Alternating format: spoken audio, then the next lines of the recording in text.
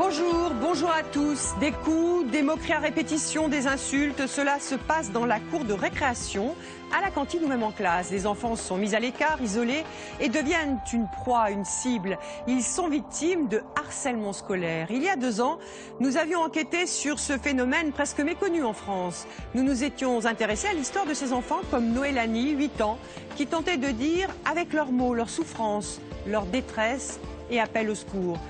Noélanie, elle est morte. La justice n'a pas établi de lien entre ce que la petite fille dénonçait et les causes de sa mort. La petite fille ne s'était pas confiée à ses parents. Des fois, elle me disait, papa, je veux pas aller à l'école, papa, je veux pas descendre de la voiture.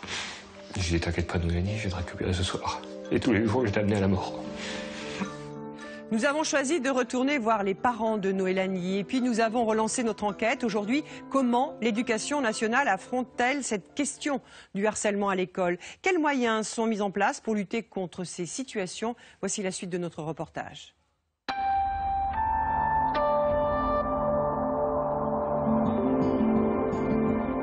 Sur l'île de la Réunion en février dernier.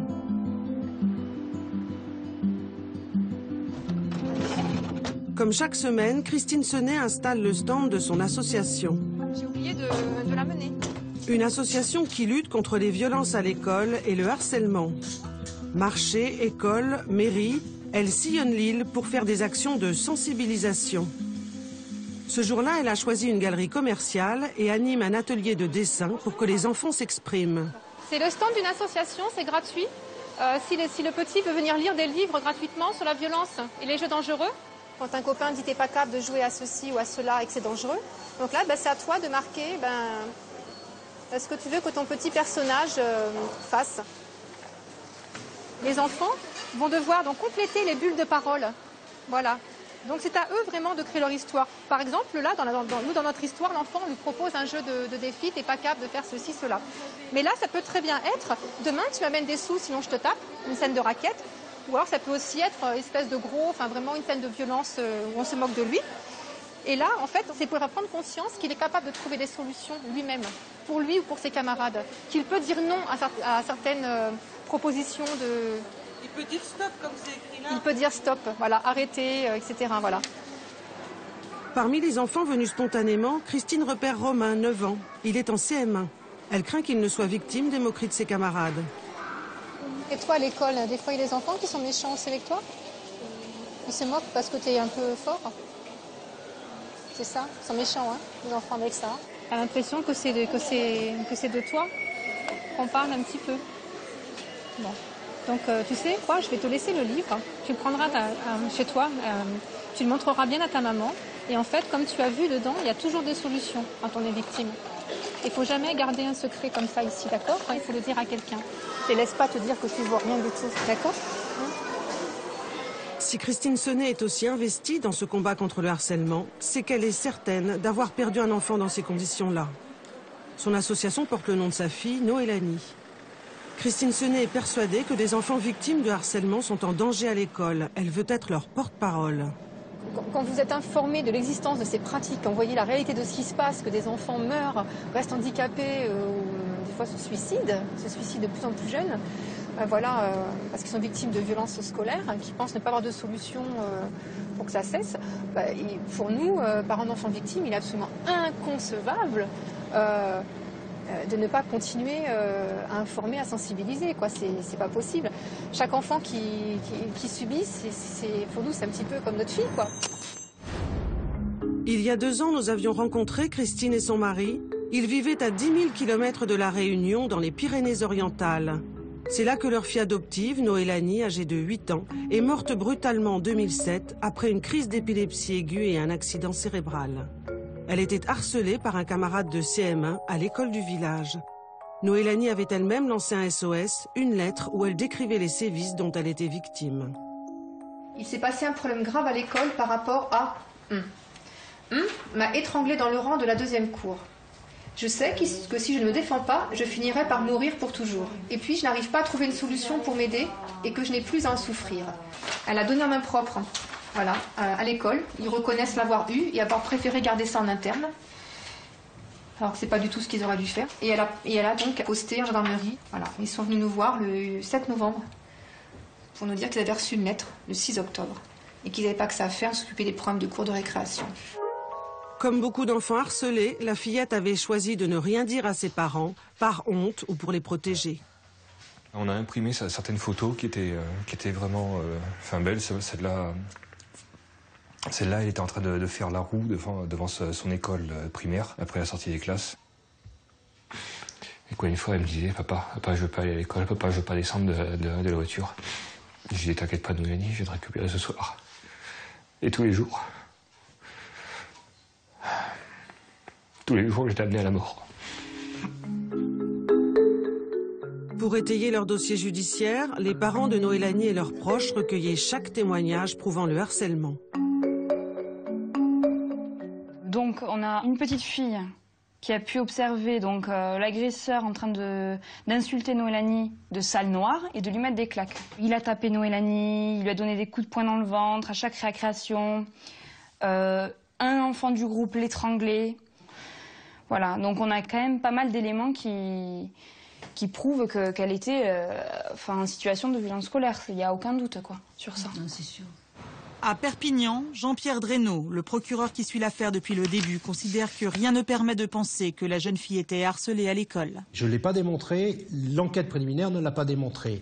L'information pour recherche des causes de la mort ne l'a pas démontré. Il y a au bas mot quelque chose comme 60 ou 70 témoignages qui ont été recueillis par les gendarmes sur 2 périodes et on n'a pas démontré des violences particulièrement graves à l'encontre de Noélanie Sené.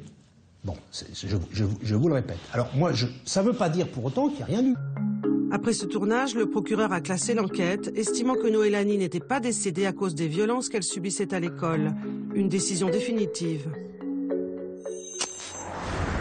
C'est pour fuir cette décision de justice que les Sénés se sont installés à Piton-Sainte-Rose, à l'est de l'île, dans cette modeste maison. En métropole, Christine était puéricultrice en maternité, Pascal menuisier, mais aujourd'hui ils ne travaillent plus. Malgré cette situation précaire, tous deux restent sûrs d'avoir fait le seul choix possible. C'était vraiment vital, on ne peut pas dire autre chose, Pascal. C'est vraiment vital de partir, quoi. Comme beaucoup de papas, la première action, c'est on va faire confiance à la justice. Sinon, je vais rendre justice par moi-même. Et donc, je pense que c'est un sentiment qui est quand même relativement humain. Et il fallait vraiment qu'on se préserve de ça parce que c'était quelque chose qui était vraiment dans les têtes, quoi. Vous aviez des pulsions de faire quoi et contre qui? De vengeance, tout bêtement, de venger Noélanie. On sait qu'il y a des adultes qui ont laissé faire, donc la première vengeance, c'est vers les adultes, c'est pas vers l'enfant ou les enfants qui sont la cause du décès de Noélanie, c'est vers les adultes qui sont les responsables. Quelle vie de famille ont-ils pu reconstruire ici avec leurs 4 autres enfants? Même dans les moments de détente, comme à l'occasion de ce pique-nique, c'est à couteau tiré entre Christine et Pascal. Qu'est-ce qu'il a, Raphaël? Oh, il est fatigué, Raphaël, c'est tout. Il n'y a pas un bac de glace, là, tu sais où? Le couple a du mal à se retrouver. Il a chaud, Raphaël. Mais le fait de venir ici, ça n'enlève pas le chagrin. Il ne faut pas croire que derrière un petit sourire, on est devenu champion du monde, du paraître, du faire semblant, comme beaucoup de parents, malheureusement, qui ont perdu un enfant. Ça vous permet de retrouver un équilibre avec les enfants, par exemple? Non. La réalité, c'est celle-là, c'est qu'on est, je pense, de toute façon, on est détruit, anéanti. Ça ne pourra rien changer, peu importe, même si on changeait de planète, ça ne suffirait pas. Depuis notre précédent reportage, les parents de Noélanie ont déposé une nouvelle plainte contre l'école et la gendarmerie pour défaut de signalement. Comment l'État gère-t-il aujourd'hui ces affaires de violence et de harcèlement scolaire? Les plaintes des enfants et de leurs parents sont-elles désormais entendues? À 10 000 km de là, près de Lens, dans le nord de la France, Béatrice et Olivier Fourment en sont eux au début de leur combat judiciaire.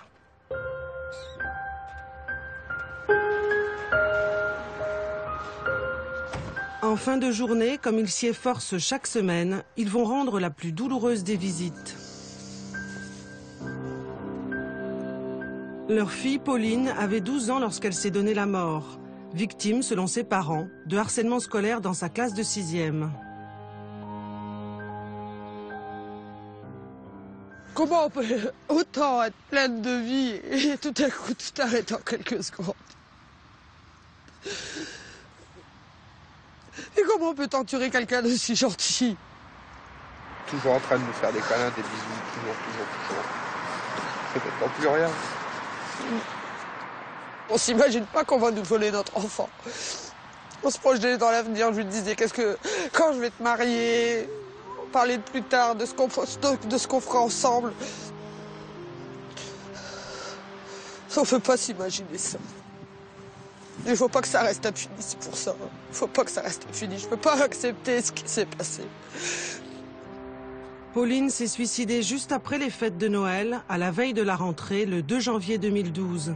Avant ce drame, son comportement n'avait éveillé aucune crainte chez ses parents. Les Fourmans, une famille soudée selon les témoignages que nous avons recueillis. Les 2 parents travaillent. Pauline était l'aînée de leurs 3 enfants, suivi de Thomas, 10 ans en haut à droite, et Corentin, 9 ans, au premier plan. C'est dans la chambre de Thomas, son frère, son complice, que Béatrice souhaite évoquer Pauline. Une enfant curieuse et téméraire, plutôt casse-cou, à 1000 lieues d'un futur bouc émissaire. Ah, c'est toutes les photos de Pauline, bébé, les kermesses, avec son grand-père, avec Thomas, beaucoup avec Thomas parce qu'ils étaient extrêmement fusionnels, donc ils étaient toujours ensemble. Pauline avec son sourire, Pauline, elle explosait de vie en fait, elle explosait de joie et de gentillesse, Pauline. Voilà, même bébé, elle a la patate quoi, c'est hallucinant, elle était tout le temps comme ça. C'est ce qui nous reste, c'est ce qui nous permet de tenir le coup. Au mur, un grand portrait de Pauline en habit de fête, le dernier. C'est la photo qui a été faite le soir de Noël, donc une semaine, jour pour jour avant son décès. Et c'est la première fois qu'elle se maquillait, parce qu'elle est... comment dire? Elle voulait qu'on l'apprécie pour elle, en fait. Elle était nature. Jusqu'à son entrée en 6e, Pauline était bonne élève, une élève fière d'entrer au collège selon ses proches. Jusqu'au collège, elle n'a pas eu de problème d'intégration particulier. C'est vraiment 15 jours après la rentrée où ça a commencé vraiment à devenir... au fait qu'elle vienne me voir en me disant oui, on m'embête, on se moque de moi. La plupart des élèves victimes de harcèlement ont tendance à se réfugier dans le silence, selon les spécialistes que nous avons rencontrés. Mais pas Pauline. Dès la fin de septembre 2011, elle parle de ses problèmes à ses parents. D'après ce que j'ai compris, ils se moquaient d'elle, donc c'était tu sais pas parler, tu t'habilles mal. Pauline nous avait dit j'en ai marre parce qu'elle adorait la piscine. J'en ai marre, chaque fois que je vais à la piscine, on me coule, on me fait des croche-pieds, on me crache dessus. Quand elle allait aux toilettes, quand elle était à la cantine, en fin de compte, elle était en permanence persécutée. Ces comportements sont l'œuvre de 3 jeunes filles. Au mois d'octobre, les insultes et les crachats n'ont pas cessé.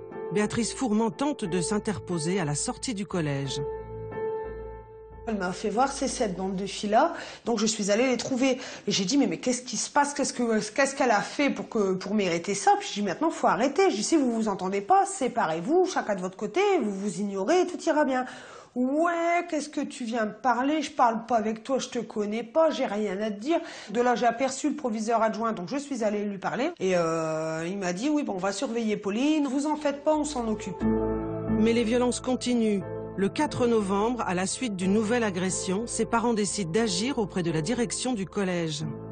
Pauline m'a dit, ils m'ont traîné à terre. Ils m'ont fait tomber, ils m'ont traîné à terre. Donc de là, on est allé chez le médecin qui a constaté les coups.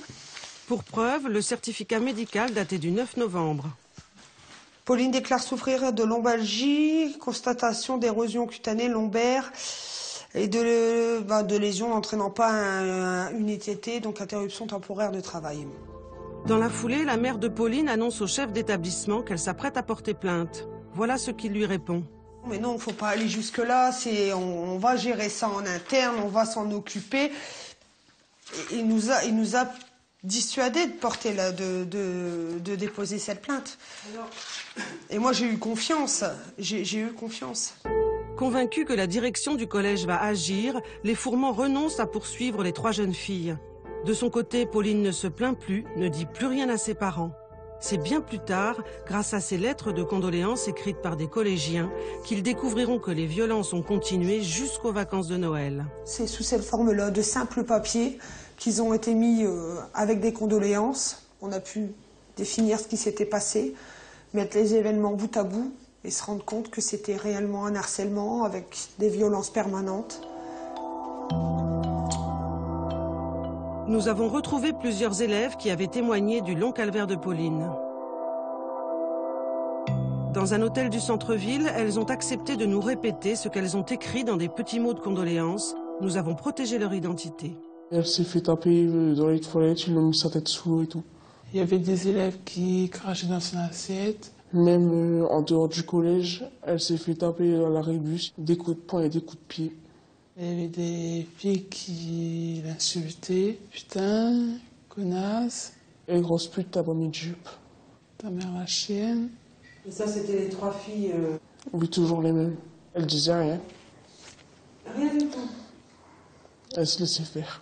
Elle espérait que ça allait plus recommencer, mais ça a recommencé. Alors qu'elle aurait dû faire l'objet d'une protection toute particulière, au mois de décembre, Pauline subit une énième agression d'une rare violence. C'était en récréation. On lui avait donné des coups dans le ventre. On a été voir M. Ganard, le principal adjoint du collège, qui nous a dit qu'il fallait voir l'infirmerie. Puis on a dit qu'elle lui avait donné un médicament, que ça se passait pas. Qu'est-ce qu'il a dit? Il a dit qu'il allait s'en occuper plus tard. Il disait que c'était des gamineries, que ça allait passer et tout. Ils nous ont toujours répété ça, mais ça n'a pas passé. Elle a écrit dans son agenda « Je veux me buter ». Pauline est désespérée. Mais pour elle, les vacances de Noël, loin de ces harceleuses, sont un répit. Jusqu'à la veille de la rentrée, le 2 janvier 2012. Je lui ai fait un bisou, je lui ai dit à demain ma chérie je t'aime. Elle s'est retournée avec son sourire, elle m'a répondu à demain maman je t'aime. J'étais à la télé, j'ai dit allez tout le monde couché, demain il y a l'école. Et là j'ai vu son visage changer, mais vraiment changer quoi. C'est de là bon elle est montée, pas contente du tout. À quelques centaines de mètres, dans la maison qu'ils habitent à l'époque, il est 23h30. La fillette se relève, prend le fusil de chasse de son père, le charge, puis va se donner la mort dans la cuisine au bout de la maison. C'est son frère Thomas qui la découvre en premier. Donc on a entendu les hurlements, on est descendu et on a découvert Pauline. Bon sang Popo, qu'est-ce que t'as fait? Et puis rien à faire quoi. Rien. C'est fini, on est là, on a obligé de constater en fin de compte la dure réalité, c'est tout. Elle l'a fait, elle a mis fin à ses jours, elle s'est suicidée. Et après vous vous êtes dit quoi vous? C'est de ma faute quoi, ça reste quand même avec mon arme et c'est...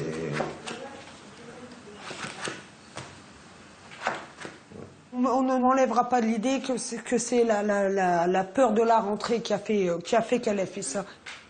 Donc voilà, elle voulait en finir, c'est tout.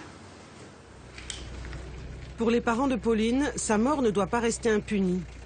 Le 5 janvier 2012, quelques jours après le suicide, ils ont porté plainte pour non-assistance à personne en danger contre le collège Jean Jaurès. Voilà, c'est ici que tout s'est passé. Elle a déposé là le matin, elle passait en courant comme ça pour rentrer. Elle courait, d'ici jusque derrière, elle courait. Qu'est-ce qui vous a décidé à poursuivre directement ce collège? Il y a eu un manquement à leur devoir de sécurité. Ils n'ont pas protégé mon enfant tel qu'elle aurait dû l'être. Non, il y a un dysfonctionnement réel. Est-ce qu'il faut que la mort se produise dans l'établissement pour faire réagir l'opinion publique? Je ne sais pas. Parce que nous, on se pose la question. Pour les Fourmans, aucun doute, le collège n'a pas su répondre aux violences subies par Pauline. Peut-être parce que dans cet établissement, aucune action spécifique n'est menée pour lutter contre le harcèlement. Dans la banlieue de Nîmes, le lycée professionnel Gaston Darboux a la réputation d'être un établissement difficile. Voilà pourquoi, depuis janvier dernier, le ministère de l'Éducation nationale y a affecté Jean-Yves Sauly. Bonjour Myriam. Bonjour. Ça va bien? Ça va, merci. À 47 ans, cet ancien militaire et éducateur sportif y entame sa deuxième carrière, celle d'APS, assistant de prévention et de sécurité. Il n'y a pas fou, hein? Ce sont les différentes caméras que nous avons sur le site et qui permettent justement de regarder un peu que tout se passe bien, qu'il n'y ait pas d'agitation, pas de choses un peu suspectes dans les couloirs. Notre but de l'APS, c'est de prévenir. Donc plus tôt on intervient sur une agitation, mieux c'est. Ça peut très vite, la violence peut aller très très vite. Hein.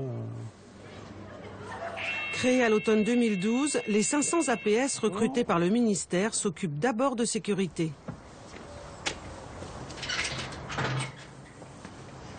C'est une ronde que tu fais? En quelque sorte, je regarde si tout se passe bien, s'il n'y a pas eu d'effraction.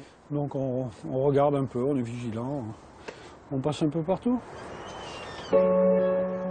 Dans cet établissement où près de la moitié des 730 élèves sont en difficulté, Jean-Yves Sauly doit savoir recadrer ses adolescents, mais aussi les écouter.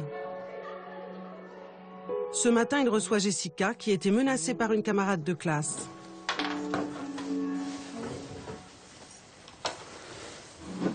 Il fallait qu'on fasse un point donc, de votre situation suite à ce qui s'est passé. On vous a accusé sans preuve d'un vol, donc, qui peut s'apparenter à de la diffamation. Et on vous a menacé de vous frapper. Donc à partir de ce moment-là, on vous a envoyé ça sur le portable? Jessica avait répliqué par la violence en faisant venir ses grandes sœurs au lycée. Jean-Yves Sauly lui explique ce qu'elle aurait dû faire. Ah, oui, ça c'est le site internet. Dans l'aide à la scolarité, vous avez l'infirmière, l'assistante sociale, moi-même, l'APS et le conseiller d'orientation. Et si vous cliquez sur mon nom, par exemple, marquez « N'hésitez pas à me contacter pour me faire part de vos difficultés ». Plutôt que de faire ce qui s'est passé et de faire intervenir vos sœurs, vous m'envoyez, même le soir, un mail en disant « Monsieur Sauly, j'ai reçu un fichier où on m'insulte, où on me menace. Moi, dès le lendemain matin, j'interviens. Et tout se passe bien. OK? D'accord. Vous pouvez y aller, ça. Nous demandons à Jessica de nous faire écouter les menaces reçues sur son téléphone.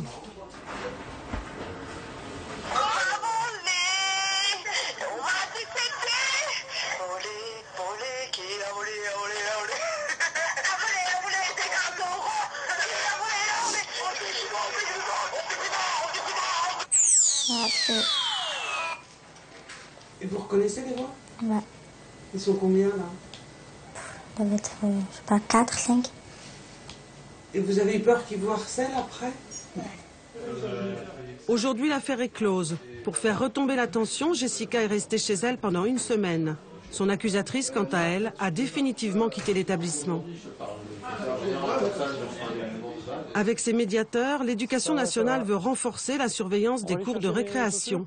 Mais il y a bien longtemps que le harcèlement dont peuvent être victimes les élèves déborde le cadre du lycée. Il y a 2 ans, nous avions rencontré Éric de Barbieux, ancien instituteur. C'est lui qui suivait le dossier harcèlement scolaire au ministère. À l'époque, il nous avait alertés sur ce qui allait devenir le problème numéro 1 des enfants et des ados, le cyberharcèlement.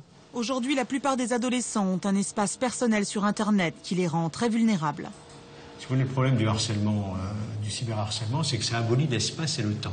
Bon, il n'y a pas d'espace clos. Hein. Je veux dire, la gamine, le gamin qui reçoit ça par SMS, souvent par SMS, parce qu'Internet, il ne faut pas oublier en plus que la plupart des gosses, maintenant, ils ont accès à Internet, mais par leur téléphone portable, ça se passe au milieu de la classe. Ça se passe à 2 h du matin chez eux. Et immédiatement, ils pensent que le monde entier, c'est vrai, c'est leur monde à eux, hein, le voit. Donc bon, bien sûr, les conséquences là, peuvent être assez dramatiques sur le plan de l'image de soi, sur le plan comment dirais-je, de risque de dépression, des choses comme ça. C'est multiplié maintenant, les risques du harcèlement, avec ces phénomènes de cyberharcèlement. 2 ans plus tard, comment l'Éducation nationale protège-t-elle les élèves de cette violence verbale qui se déchaîne parfois sur Internet ? Cette mission, le ministère l'a confiée à une association e-enfance. Dominique Delorme coordonne ces actions de sensibilisation réalisées auprès des élèves et peut témoigner que les problèmes peuvent commencer dès le collège. Exemple avec ces échanges sur les réseaux sociaux entre deux jeunes filles scolarisées en 5e. Donc qu'est-ce que t'as insulté les mères? J'insulte ta mère, toi tête de cul, clochard que t'es, je vais te niquer ta race de salope. Tu vas voir, tu vas rien capter, toi et ton mec de mes deux, va niquer ta race, sale merde. On voit très nettement dans le texte que la harcelée est une véritable harcelée, qu'elle ne répond pas, ou du moins qu'elle est excessivement passive.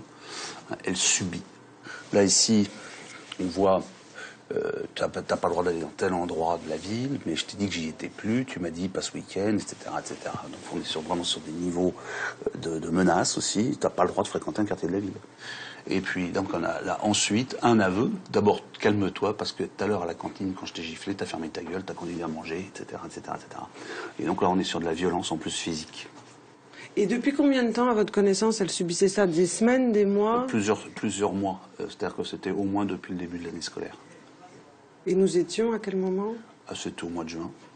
Donc, en fait, elle a quasiment dû subir tout ça pendant toute l'année scolaire. Dominique Delorme a demandé à l'établissement de convoquer les deux élèves et leurs parents pour régler le problème.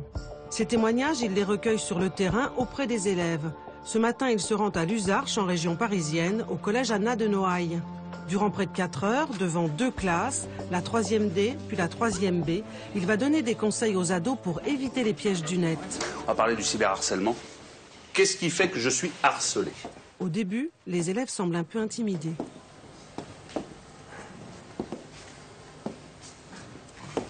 Ça pédale, hein. Agitez vos neurones. Je reçois un SMS qui m'insulte. Est-ce que je suis harcelé? C'est répétitif, c'est plusieurs sur un long terme, parce qu'on continue, on a sans cesse à m'insulter. C'est surtout ça qui est intéressant, c'est la répétition. Si tous les jours je reçois des insultes et des menaces, je suis harcelé. Je connais quelqu'un, elle était sur Facebook. Et on a pris une de ses photos, on a fait un montage et après on l'a diffusé. Oui, c'est un exemple. Les comptes Facebook, prenez l'habitude toujours de fermer vos sessions. On ne sait jamais qui peut passer derrière vous. Les élèves de 3e visionnent ensuite un film dans lequel un adolescent au physique un peu rond devient le souffre-douleur de sa classe. Pour se moquer de lui, des élèves le filment et partagent les images sur un réseau social. Un enfant sur 10 est victime de harcèlement à l'école. Ces actes peuvent avoir de sérieux... Les images dérangent. Cette fois, les réactions fusent. Qu'est-ce qu'on peut penser de ce film? C'est un peu abusé. C'est un peu abusé? On fait pas ça juste pour rigoler. On fait pas ça juste pour rigoler, oui, effectivement. C'est immonde. C'est humiliant. C'est humiliant. C'est honteux. C'est honteux. Là, on a pris quelqu'un qui est gros. Ça pourrait être quelqu'un de couleur, ça pourrait être n'importe quoi. C'est absolument intenable. Donc, faut le dire. Il faut agir. C'est pas en se taisant que ça va arranger les choses. Effet immédiat, Arthur demande la parole. C'est un de nos amis qui avait des petits problèmes de corpulence, mais qui voulait le perdre en faisant du sport, mais sauf qu'en sport il était pas bon, donc beaucoup de gens le critiquaient. Et les entraîneurs nous ont dit qu'il fallait vraiment arrêter de faire ça. Ils ont convoqué les parents pour en parler et on en a parlé avec eux à plusieurs occasions. Et ça s'est arrêté? Non, parce que il y a beaucoup de gens en dehors qu'on connaît pas qui viennent et qui continuent d'insulter sur la corpulence. Et donc voilà, ça s'arrête pas. Le phénomène du harcèlement, à nouveau, c'est toujours un groupe de gens. C'est toujours au moins 2 personnes, si ce n'est 3 ou 4. Et ensuite, vous avez des spectateurs. C'est en fait des gens qui vont être au courant et qui, en règle générale, ne disent rien. Ouais. Non, je vous vois atterré. C'est pas bien. Non, je veux dire, ça peut faire de la peine et ça peut être dangereux pour la personne. Elle peut se suicider, elle peut faire des conneries, quoi. Ouais. Et en plus, c'est inutile de faire ça. C'est inutile? Bah oui. Je trouve ça complètement stupide. À écouter tous ces élèves de 3e, le message de Dominique Delorme serait donc bien passé au collège de Luzarches. C'est à la demande de son directeur que ce débat a été organisé ce jour-là. Mais tous les chefs d'établissement ne semblent pas avoir pris la mesure du problème du harcèlement. Retour à Lens, au collège Jean Jaurès. C'est là que Pauline était scolarisée et harcelée selon ses parents et ses camarades. La direction du collège a refusé toutes nos demandes d'interview. Mais face aux accusations de négligence des parents de la collégienne, nous avons insisté. Finalement, un des membres de l'équipe dirigeante a accepté de discuter à bâton rompu. Messieurs, dames, bonjour. Vous évoquez un harcèlement, c'est à l'enquête de le démontrer. Nous, on n'a aucune raison d'avoir eu connaissance d'un harcèlement et de ne pas l'avoir traité. Des taquineries entre élèves, ça existe depuis que l'école existe. Est-ce que pour autant, il faut les qualifier de harcèlement? Tout ce que je peux vous dire, c'est que l'inspecteur d'académie du Pas-de-Calais, M. ici même, dans cette salle, 2 jours après le drame, après avoir eu tous les éléments, a fait remonter au cabinet du ministre de l'époque une information comme quoi le collège avait fait son boulot. C'est le mot qu'il a employé. La direction du collège affirme n'avoir rien à se reprocher. Selon notre interlocuteur, si le suicide de Pauline est un drame, c'est un drame familial. La justice semble lui avoir donné raison. Fin janvier, les Fourmont ont appris que le procureur de Béthune avait classé sans suite l'enquête sur la mort de Pauline. Mais pour son frère, Thomas, 12 ans, il va falloir apprendre à grandir avec cette absence. J'y pense tout le temps. Puis, je veux pas rester tout seul parce que je m'ennuie. Parce que dès que je faisais quelque chose, on le faisait ensemble. J'avais entendu parler de petits mots que t'écrivais. Raconte-nous ça. Je faisais des mots, puis j'allais les mettre sur sa tombe. Et tu te racontais quoi dans ces mots? Qu'elle me manquait, je gagnais des matchs de basket et tout. Pour, je sais pas, qu'elle soit fière de moi. Qu'est-ce que tu voudrais toi maintenant? Qu'elle revienne.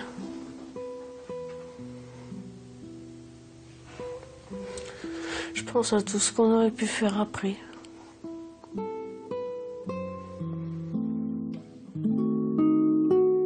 Ses parents ont déjà décidé de déposer une nouvelle plainte, déterminés à se battre pour la mémoire de leur fille.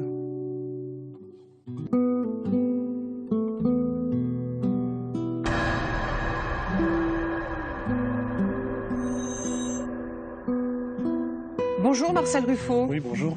Alors vous êtes pédopsychiatre, on n'a plus besoin de vous présenter. Aujourd'hui vous soignez des adolescents à l'hôpital Salvatore à Marseille. Vous avez publié de nombreux ouvrages, vous êtes donc un grand spécialiste de l'enfance. À l'issue de ce reportage, on sent beaucoup de souffrance. Mais ma première question c'est pourquoi certains enfants ont-ils besoin d'en faire souffrir d'autres? Souvent les bourreaux sont eux-mêmes victimes. Souvent, les bourreaux sont maltraités ou alors doutent tellement d'eux qu'ils attaquent quelqu'un sur sa singularité, ne réfléchissant pas à leur propre fragilité, quoi. Et je crois vraiment qu'on voit toujours que le harcelé a un ou quelques harceleurs, puis le ventre mou, quoi. Tous ceux qui ont peur d'être harcelés. Le public, les autres enfants qui sont autour. Les enseignants, le personnel des établissements. Non, le harceleur est souvent lui-même fragilisé par sa vie, son environnement, la pensée qu'il a de lui-même. Alors, est-ce qu'il y a des enfants qui peuvent être victimes plus que d'autres? Est-ce qu'il y a un portrait type de l'enfant victime de harcèlement? Alors, si on suit ce qu'a fait Éric de Barbieux, quoi, qui a été à l'origine de l'enquête demandée par Luc Châtel, prolongée par Vincent Payon, dans le primaire, donc au niveau du primaire, on dit 12% des enfants sont harcelés, c'est énorme. 1 sur 10. 1 sur 10, il ne peut pas y avoir de profil type. On sait simplement des choses. On sait que le gros et la grosse sont, numéro 1, des harcèlements. On sait l'apparence. Donc les critères physiques. Oui, l'apparence. Leroux, par exemple, récemment, oui, a fait divers terribles. En Savoie. Il y a aussi la vêture. Est-ce que tu es modeste ou pas? Est-ce que tu es d'une autre origine ethnique? Est-ce que tu es handicapé? Vous voyez, on va crescendo dans l'horreur. Les thèmes sexués aussi, sur les filles, les agressions de filles de mauvaise vie, filles faciles, filles, etc. Mais alors, vous qui êtes pédopsychiatre, un enfant qui harcèle, on le punit ou on le soigne? On le soigne, on le sanctionne. Il y a un exemple, chaque fois qu'on pose une question à un national, il dit l'Europe du Nord ou le Canada. Alors allons au Canada, si vous voulez. Au Canada, ils ont quelque chose de très très efficace. Un enfant est exclu lorsqu'il fait ça. Mais il est exclu, mais il n'est pas exclu pour être à la maison et recommencer comme un héros lorsqu'il revient. Il va dans un centre de réadaptation où il fait du sport, de l'école, etc. Et il revient, et dans 70% des cas, les phénomènes d'agressivité, etc. s'arrêtent. Donc il faut mettre aussi le soin au bourreau protège la victime, quoi. Et la victime ne se sent pas coupable d'avoir été agressée si le bourreau est condamné, entre guillemets, à être traité. Des situations tragiques, il y en a eu récemment dans l'actualité, là au mois de février, ces 2 enfants qui étaient victimes de harcèlement. ils se sont donné la mort. Comment éviter l'irréversible quand on est parent? Comment faire? Y a-t-il une prévention pour les actes suicidaires? Je crois que oui. C'est toujours être supporter de son enfant, surtout quand il va mal. Un vrai supporter, d'ailleurs, c'est pas quelqu'un qui gère le succès d'une équipe nantie de vedettes, vous voyez de qui je veux parler, et qui gagne. Il manquerait plus qu'il gagne pas. Non, non. Le vrai supporter, c'est celui qui est supporter d'une petite équipe qui a peut-être pas trop de moyens, qui a des fragilités, mais qui veut gagner. En fait, c'est cette réserve d'espérance que doivent porter les parents, les grands-parents, les amis, les proches, les camarades. Vous êtes pédopsychiatre, vous avez sûrement eu des enfants en consultation qui sont harcelés. Qu'est-ce que vous leur dites? Et moi, oui, ça m'arrive souvent. Les parents viennent me voir pour une fois que le harcèlement est dépisté, avéré, ils viennent me voir en disant aidez-les, quoi. Et moi, j'essaye vraiment de refaire une peinture narcissique. Vous voyez, je suis comme avec un pinceau, je leur dis je trouve des choses très intéressantes en toi et vraiment avec toi je les partage, quoi. C'est une sorte de soutien sur leurs qualités qui sont énormes et qui permettent comme ça d'éliminer les traumatismes, en tout cas d'essayer d'oublier les traumatismes qu'ils ont subis. C'est toujours d'aller dans le sens positif. En quelque sorte, je suis un psychiatre optimiste. Vous effacez l'image dégradée. J'efface. Et vous redessinez une belle image. Je dis, mais raconte-moi un beau souvenir d'école, raconte-moi un prof qui t'a plu. Est-ce que tu as ta meilleure amie à l'école maternelle ou ton meilleur ami quand tu étais au primaire? Et là, paf, dans le sourire de ces gosses malheureux, réapparaît la possibilité de tricoter comme ça un avenir pour eux alors qu'il a été abîmé dans la réalité de leur quotidien. Merci Marcel Ruffo d'être venu nous faire partager votre expérience et votre expertise sur ce plateau. Avant de nous quitter, un site internet et un numéro vert contre le harcèlement, il s'affiche sur notre écran. Et puis je rappelle le titre de votre dernier ouvrage qui lui s'adresse aux grands-parents. À vous de jouer, c'est le message que vous leur adressez. La semaine prochaine, la suite d'une enquête réalisée il y a 3 ans sur les centres d'appel téléphoniques qui se cachent derrière ces coups de fil inopinés. Tout de suite un extrait. À Dreux, il y a une entreprise dont vous ne connaissez pas le nom, mais dont vous avez forcément entendu parler. C'est une offre quand même très intéressante. Si vous voulez vous abonner à une célèbre chaîne cryptée, ou si vous rencontrez des problèmes avec votre mutuelle... Donc le dépassement d'honoraires n'est pas remboursable. Les 300 téléconseillers d'Intelsia... Là, je fais le nécessaire, madame.